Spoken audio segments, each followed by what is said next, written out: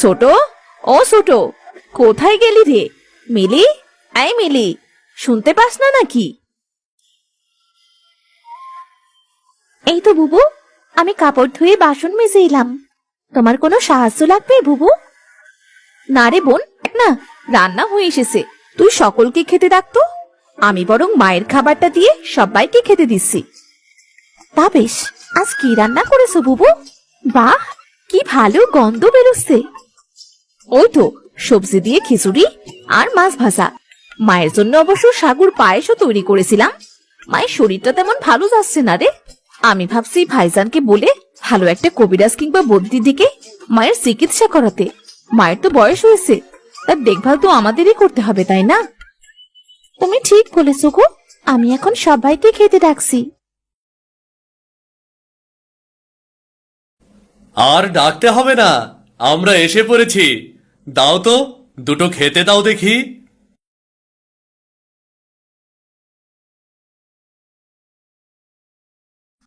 মা, আপনার শরীর ঠিক আছে তো?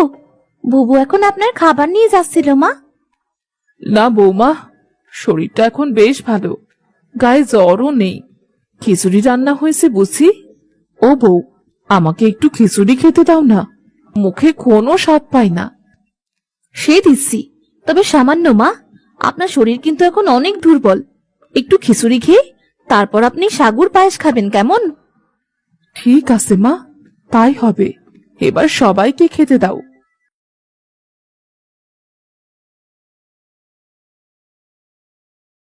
দেখো, আমি তোমাদের একটা কথা বলতে চাই। আজকাল নদী প্রায় শুকিয়ে যাচ্ছে, নদীতে আর আগের মতো মাছ পাওয়া যাচ্ছে না। তাই আমি আর ভাই ঠিক করেছি, আমাদের জমানো টাকা কড়ি নিয়ে দূর দেশে বাণিজ্য করতে যাব। বর্ষার আগে ফিরে আসব। বর্ষায় ভালো মাছ পাওয়া যায়, তখন না হয় ফিরে এসে আমরা আবার মাছ ধরব। কিন্তু এবার না গেলে আমাদের জমানো টাকা কড়িও শেষ হয়ে যাবে। মা, তুমি কি বলো, আমরা কি রওনা দেব? তোমরা যা বুঝো তাই করো, তবে বাবা, দূর দেশে সাবধানে থেকো, আর সময় হলে ফিরে এসো। বাড়িতে আমরা মোটে 3টি মেয়ে থাকবো। কটা দিন পরে গেলে হয় না? মায়ের শরীরটা তো ঠিক নেই। একটা ভালো বদ্যি দেখিয়ে তারপর না হয়ে যেতে। দেখো বউ, শুভ কাজে দেরি করতে নেই। আর তুমি তো আছো, তোমার হাতে সংসারের সব দায়িত্ব দিয়ে আমরা যেতে চাই। একবার যখন মন স্থির করেছি, তখন আমরা আজই রওনা হব। তা বেশ, তোমরা সাবধানে যেও, আমরা তোমাদের অপেক্ষা করব।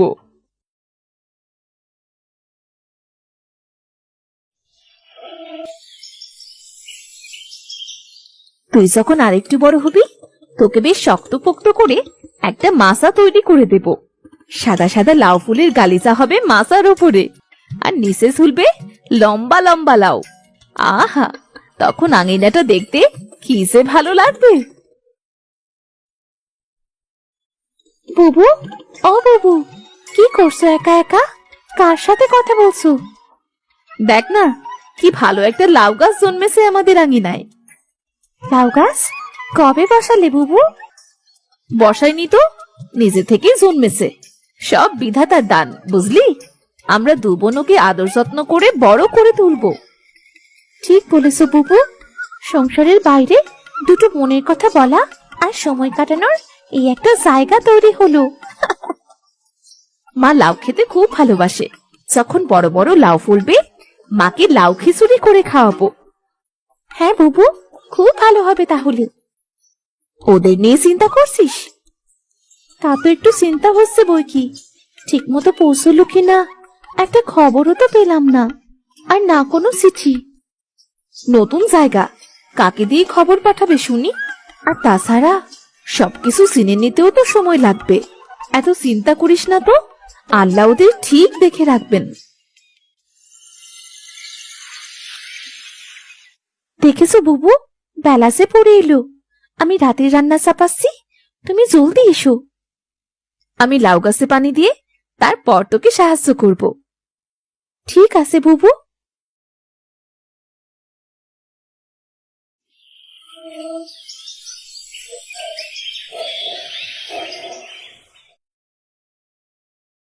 ছোট, এই ছোট, চল আমরা বরং আজ লাউ মাচাটা বসিয়ে ফেলি।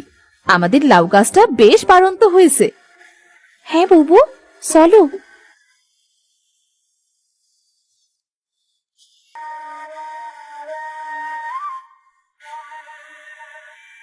আমার প্রিয় লাউ গাছ, তোর লাউ ছিঁড়তে আমার বড্ড কষ্ট হয় জানিস। মা খুব লাউ খিচুড়ি খেতে ভালোবাসে, তাকে তো ভালো মন্দ খেতে দিতে পারি না। তোর থেকে একটা ছোট্ট লাউ নিলাম, তুই দুঃখ পাসনি জানো।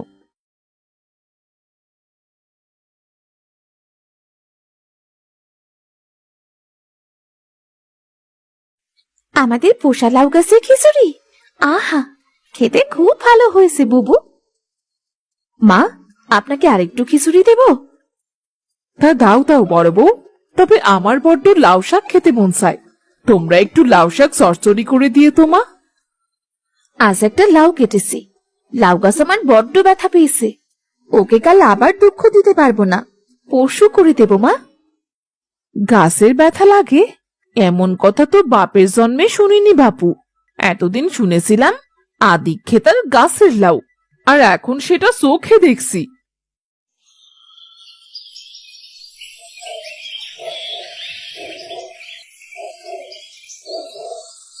সোনা লাউ গাছ, তুই একদম রাগ করিস না, দুঃখ পাস নে তুই। মা লাউ পাতার সস্যরে খেতে চেয়েছে, আজ কটা লাউ পাতা নিচ্ছি। জানি তোর ব্যথা লাগবে, তবে একটু সাহায্য কর।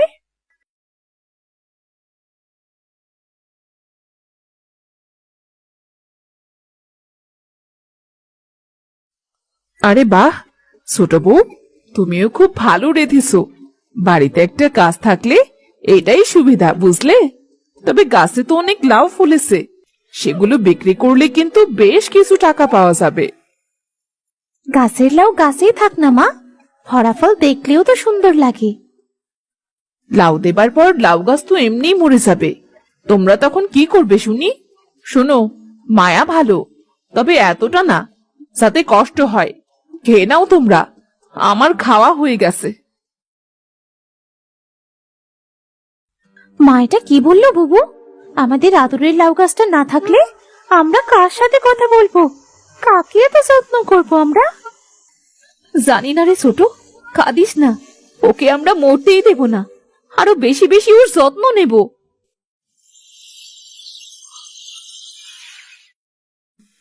অবস্থা বেশি ভালো নয়, ভালো পথ্যি আনতে শহরে যেতে হবে, অনেক টাকা লাগবে।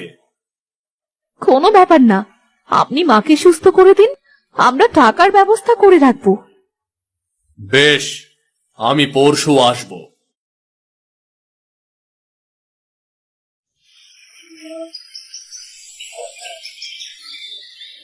কোথাও কোনো টাকা পেলাম না রে, জানি না ওরা কবে ফিরে আসবে।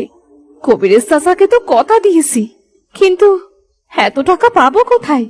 ছোট ছোট, শুনতে পাচ্ছিস কে যেন কাঁদছে? ঠিকই বলেছো বুবু, চলো তো, চলো তো গিয়ে দেখি কে কাঁদছে।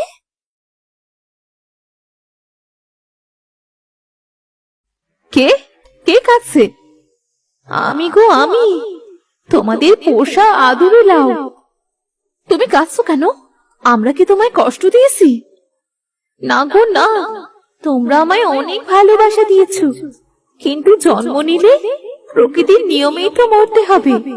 তবে বারে বারে নতুন গাছ রূপে তোমাদের আঙিনাতেই ফিরে আসবো। সে তো খুব ভালো কথা, কিন্তু কাঁদছো কেন তুমি? আমার সার্থকতা হলো আমার ফল পাতা খেয়ে মানুষ উপকার পাবে, কিন্তু তোমরা তোমরা আমার ফল পেরে নাও না। লাউয়ের ভার আমি আর সইতে পারছি না। ঠিক আছে লাউ, তুমি আর কেঁদো না, আমরা কাল সকালেই সব লাউ পেরে বাজারে বিক্রি করে আসবো। বেশ, তাই হবে।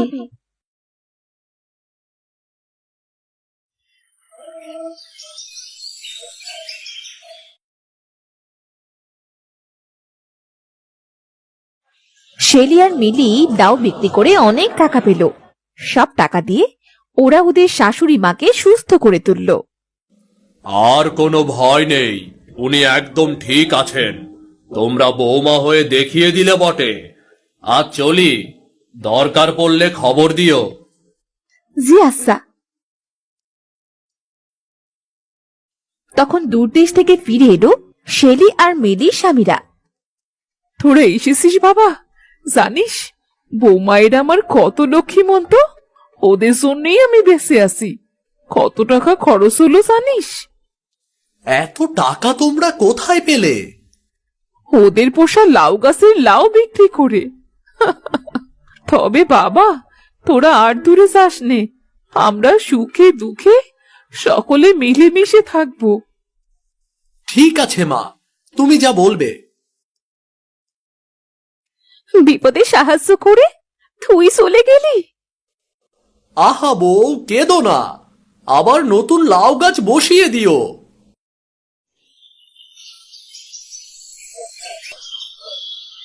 কিছুদিন পর আবার নতুন লাউ গাছের জন্ম হলো। ওরা আবারও পোষা লাউ গাছ পেল আর লাউ বিক্রি করে ওরা সুখে শান্তিতে বাস করতে লাগলো।